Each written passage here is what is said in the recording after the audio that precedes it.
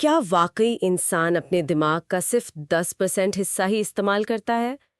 ये एक ऐसा सवाल है जो हमने फिल्मों में, कहानियों में, इंटरनेट पर मतलब अनगिनत बार सुना होगा। हाँ, और ये सिर्फ एक सवाल की तरह नहीं आता, ये एक तरह के वादे के साथ आता है ना?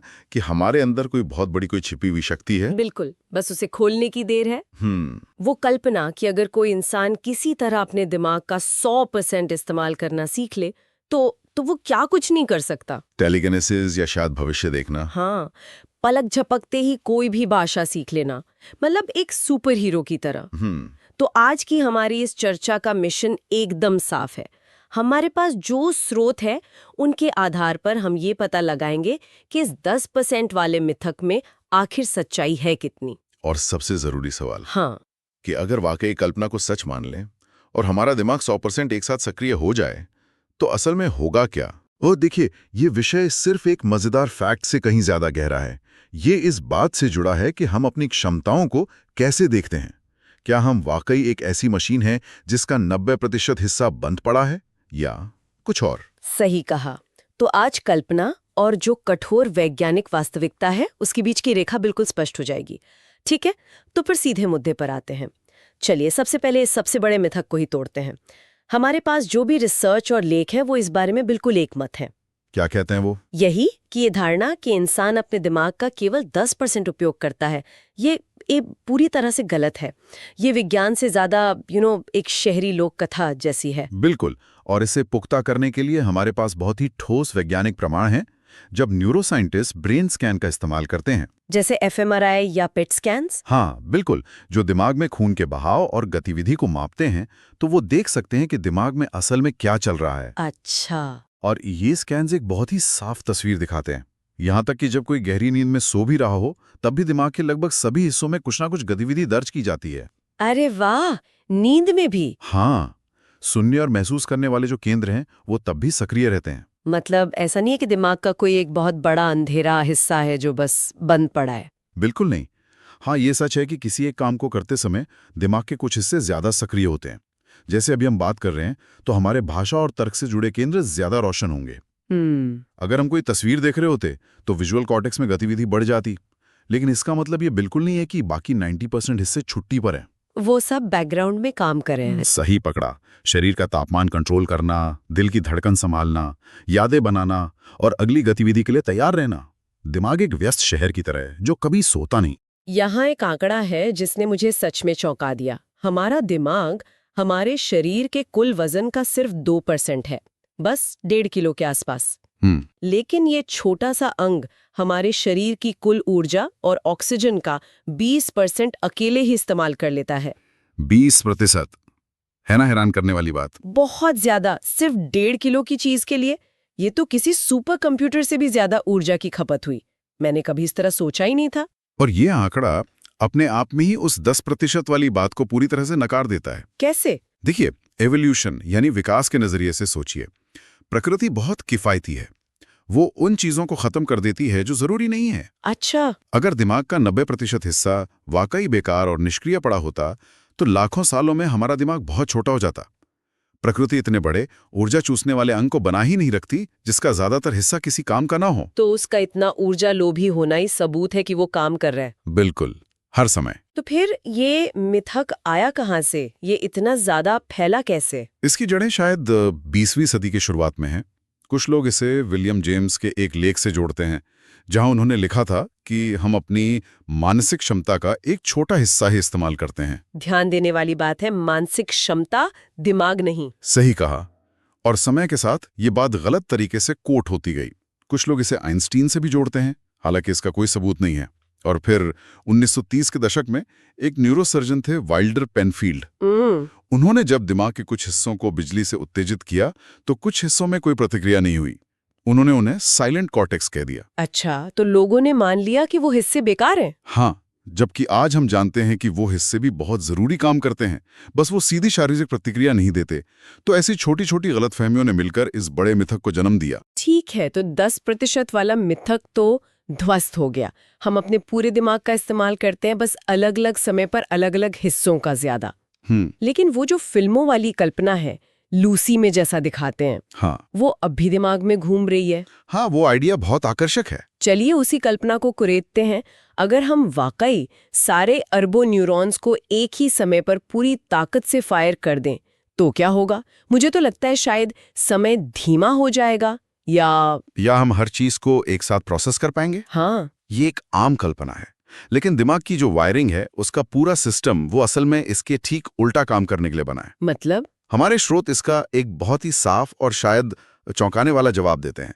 अगर ऐसा हो जाए तो इसका नतीजा कोई सुपर पावर नहीं बल्कि एक बहुत गंभीर मेडिकल स्थिति होगी। क्या? कौन सी स्थिति? ये स्थिति मिर्गी के दौरे यानी एक सीजर जैसी होगी। एक मिनट, एक मिर्गी का दौरा मतलब हमारी छिपी हुई महाशक्ति असल में एक खतरनाक दिमागी खराबी है। बिल्कुल। ये तो सुपर हीरो वाली कल्पना से बिल्कुल उल्टा है। हाँ, इसे समझने के लिए हमें जानना होगा कि दिमाग का जो सामान्य कामकाज है वो एक बहुत ही नियंत्रित और संगठित संचार पर निर्भर करता है। एक ऑर्केस्ट्रा की तरह। बहुत अच्छा उदाहरण है।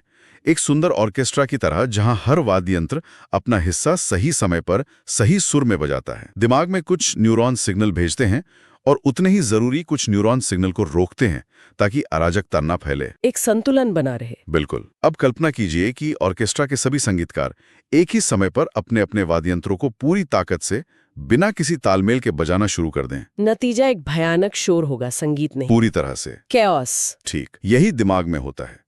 मिर्गी के दौरे में दिमाग के न्यूरॉन्स अनियंत्रित रूप से बेतहाशा और एक साथ फायर करते हैं। ये एक तरह का दिमागी तूफान होता है। ओह, इस अनियंत्रित फायरिंग की वजह से दिमाग शरीर को सही सिग्नल नहीं भेज पाता, जिससे शरीर पर नियंत्रण खत्म हो जाता है, चेतना चली जा सकती है। तो 100% एक साथ दिमागी गतिविधि का मतलब सुपरमैन बनना नहीं बल्कि एक मेडिकल इमरजेंसी है। ये दिमाग की कार्यप्रणाली का शिखर नहीं बल्कि उसका भंग होना है। आपने एकदम सही समझा। दिमाग की असली ताकत उसके संतुलन में है, उसकी अनियंत्रित शक्ति में नहीं। और इस मिथक को लोकप्रिय बनाने में, जैसा कि हमारे स्रोत बताते हैं, लूसी और लिमिटलेस जैसी फिल्मों की बहुत बड़ी भूमिका रही है। बिल्कुल। ये विचार कि एक गोली खाकर या किसी दुर्घटना से हम अपनी छुपी हुई दिमागी क्षमता को अनलॉक कर सकते हैं, बहुत लुभावना लगता है। हाँ, लेकिन ये समझना जरूरी है कि ये सिर्फ एक मनोरंजक साइंस फिक्शन है। समस्या तब होती है जब लोग इसे मनोरंजन के बजाय एक वैज्ञानिक तथ्य के रूप में देखने लगते हैं। ठीक है, तो हमने एक बड़ा दरवाजा बंद कर दिया है। 10% वाला मिथक गलत है और 100% एक साथ एक्टिवेशन एक डरावनी चीज है। तो फिर जब लोग कहते हैं अपनी दिमागी क्षमता को अनलॉक करो, तो वो असल में किस दरवाजे की बात कर रहे हैं? अब तो ऐसा लग रहा है कि कोई दरवाजा है ही नहीं। ये इस चर्चा का सबसे महत्वपूर्ण हिस्सा है। दरवाजा बिल्कुल है, बस वो वैसा नहीं है जैसा फिल्मों में दिखाया जाता है। तो कैसा है? स्रोत के आधार पर दिमाग का 100% इस्तेमाल करने की सही परिभाषा पूरी तरह से अलग है।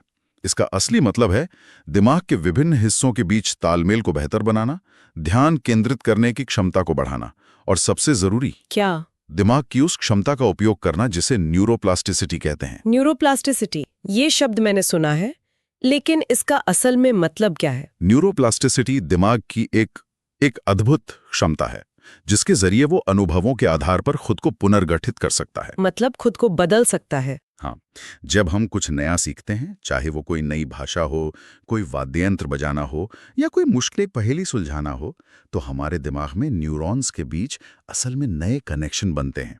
सच में? जी हाँ, और पुराने कनेक्शन मजबूत होते हैं। आपका दिमाग पत्थर की तरह स्थिर नहीं है, बल्कि एक मिट्टी की तरह है जिसे आप अपने कामों और आदतों से हर दिन आकार दे सकते हैं। मतलब हम सचमुच अपने दिमाग की वायरिंग बदल सकते हैं? बिल्कुल। इसका एक क्लासिक उदाहरण लंदन के टैक्सी ड्राइवरों पर की गई एक स्टडी है। अच्छा, बताइए उसके बारे में। लंदन की सड़कें बहुत जटिल हैं और कैब ड्राइवर बनने के लिए उन्हें द नॉलेज नाम का एक बहुत कठिन टेस्ट पास करना पड़ता है, जिसमें शहर की हजारों सड़कों को याद करना होता है। बाप रे! वैज्ञानिकों ने इन ड्राइवरों के ब्रेन स्कैन किए और पाया कि उनके दिमाग का हिप्पोकैम्पस नाम का हिस्सा, जो याददाश्त के लिए जरूरी है, हाँ, वो हिस्सा औसत लोगों की तुलना में काफी बड़ा था। वाओ! मतलब वे सचमुच अपने दिमाग का आकार बदल रहे थे सिर्फ अपनी नौकरी करके। ये तो कमाल है। हाँ, उन्होंने अपने दिमाग को एक मांसपेशी की तरह इस्तेमाल किया और वो सचमुच मजबूत हो गया। हर बार जब हम अपने कंफर्ट जोन से बाहर निकलकर कुछ नया सीखते हैं, तो हम असल में अपने दिमाग को बदल रहे होते हैं, उससे ज्यादा शक्तिशाली बना रहे होते हैं। बिल्कुल। यही दिमागी क्षमता को अनलॉक करने का असली तरीका है। ये तो बहुत ही सशक्त करने वाला विचार है। तो अगर हमें अपना दिमाग बदलना है तो क्या करना होगा? स्रोत में कुछ व्यवहारिक सुझाव दिए गए हैं, जैसे रोज 30 मिनट कुछ नया पढ़ना या कोई नई स्किल सीखना। ये सीधे सीधे न्यूरोप्लास्टिसिटी को बढ़ावा देता है। जब हम नई जानकारी लेते हैं या कोई नया कौशल सीखते हैं तो हम दिमाग को नए न्यूरल पाथवे बनाने के लिए मजबूर करते हैं। मैंने पिछले साल गिटार सीखना शुरू किया और पहले कुछ हफ्ते दिमागी तौर पर बहुत थका देने वाले थे। वो असल में मेरा दिमाग था जो नए कनेक्शन बना रहा था। और अब ये बहुत आसान लगता है। और ब्रेन गेम्स के बारे में क्या? आजकल तो एप्स की भरमार है जो दावा करते हैं कि वे स्मार्ट बना देंगे। क्या ये वाकई काम करते हैं? ये एक दिलचस्प सवाल है। रिसर्च इस पर थोड़ी मिली-जुली है। कुछ स्टडीज कहती हैं कि ये गेम्स आपको सिर्फ उसी गेम में बेहतर बनाते हैं, असल जिंदगी की प्रॉब्लम सॉल्विंग में नहीं। अच्छा, मतलब अगर कोई मेमोरी गेम खेलेगा तो वो बस उसी गेम में अच्छा हो जाएगा? हाँ, जरूरी नहीं कि उसे सामान्य जीवन में चीजें ज्यादा याद रहने लगे, लेकिन जो चीज तय है वो ये कि कोई भी गतिविधि जो दिमाग को चुनौती दे और उसे उसके सामान्य पैटर्न से बाहर सोचने पर मजबूर करे, वो फायदेमंद है। असली कुंजी विविधता और चुनौती है। मतलब अगर कोई चीज आसान लगने लगे तो इसका मतलब है कि अब कुछ नया और ज्यादा मुश्किल करने का समय आ गया है। एक और सुझाव है जो बहुत बुनियादी लगता है लेकिन शायद सबसे जरूरी है, पूरी 7-8 घंटे की नींद लेना। नींद शायद दिमाग के लिए सबसे जरूरी गतिविधि है। ये कोई निष्क्रिय अवस्था नहीं है। नहीं, बिल्कुल नहीं। जब हम सो रहे होते हैं तब दिमाग दिन भर की यादों को व्यवस्थित करता है, जो सीखने के लिए बहुत जरूरी है। साथ ही वो एक तरह की सफाई भी करता है, जहां दिन भर में जमा हुए हानिकारक पदार्थों को बाहर निकाला जाता है। तो नींद की कमी से बहुत बुरा असर पड़ता होगा। बहुत बुरा। याददाश्त, ध्यान और निर्णय लेने की क्षमता पर। इसे नजरअंदाज करना मतलब अपनी दिमागी क्षमता को जानबूझकर कम करना है। तो कुल मिलाकर चर्चा का सार यह है कि सुपर हीरो बनने के लिए हमें अपने दिमाग को एक साथ 100% फायर करने की जरूरत नहीं है। नहीं, हमें उस असाधारण क्षमता का सही तरीके से और सही दिशा में इस्तेमाल करने की जरूरत है। ये मिथक से सच्चाई की ओर एक यात्रा है। मिथक यह है कि हमारे अंदर एक स्विच बंद है। सच्चाई यह है कि सब कुछ पहले से ही चालू है, हमें बस उसे बेहतर तरीके से चलाना सीखना है। बिल्कुल। दिमाग को ओवरलोड करने के बजाय हमें उसे प्रशिक्षित करना है। हमारे स्रोत की एक अंतिम शक्तिशाली पंक्ति इस पूरी बात को बहुत अच्छे से समेटती है। याद रखिए, दिमाग पहले से ही 100% काम कर रहा है, बस हमें उसे सही दिशा देनी है। और ये विचार सिर्फ एक मिथक को तोड़ने के बारे में नहीं है, ये अपनी सीखने की क्षमता और विकास की संभावना पर विश्वास करने के बारे में है। ये समझने के बारे में है कि हमारा दिमाग एक सक्रिय भागीदार है, जिसे हम अपनी आदतों और विकल्पों से हर दिन, हर पल आकार दे सकते हैं। ये एक बहुत ही सकारात्मक और प्रेरणादायक निष्कर्ष है। इसी सोच के साथ श्रोताओं के लिए एक विचार छोड़ते हैं। तो सवाल ये नहीं है कि हम अपने दिमाग का कितना प्रतिशत इस्तेमाल करते हैं। तो असली सवाल क्या है? असली सवाल यह है कि आज हम उस पूरे 100% का इस्तेमाल किस नई चीज को सीखने, किस नई चुनौती को स्वीकार करने या किस पुरानी सोच को बदलने के लिए कर रहे हैं।